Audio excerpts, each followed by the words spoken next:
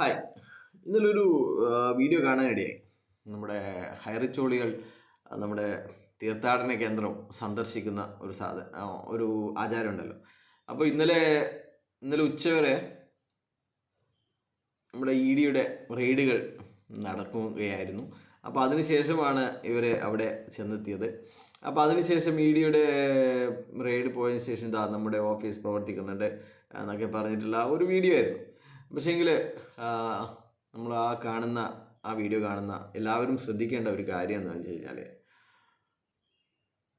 ഇതിൻ്റെ തുടക്കത്തിലോ അവസാനമോ ജയ് ഹൈറിച്ച് വിളിച്ചില്ല എന്നാണ്.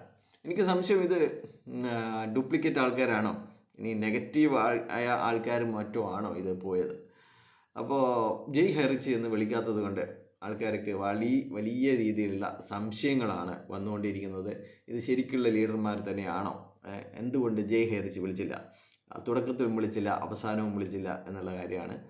അപ്പോൾ ഇനി ആരെങ്കിലും ഇത്തരത്തിൽ ഇവരുടെ ഓഫീസ് സന്ദർശിക്കുന്നുണ്ടെങ്കിൽ തീർച്ചയായും ജയ് ഹൈറിച്ച് എന്ന് 3 വട്ടം വിളിച്ചിരിക്കണം എന്നാണ് പറയാനുള്ളത്. അല്ലെങ്കിൽ നമ്മൾ വിചാരിക്കും ഇത് ആരോ നമ്മളതല്ലാത്ത ആൾക്കാർ നുഴഞ്ഞു കയറി നമ്മുടെ തീർത്ഥാടന കേന്ദ്രം സന്ദർശിച്ചതാണ് എന്ന്.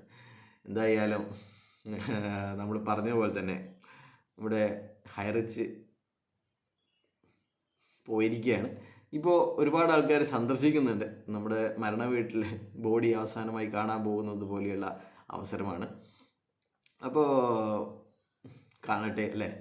ഇനിയിപ്പം കുറച്ച് കാലം കൂടിയല്ലേ കാണാൻ പറ്റുള്ളൂ.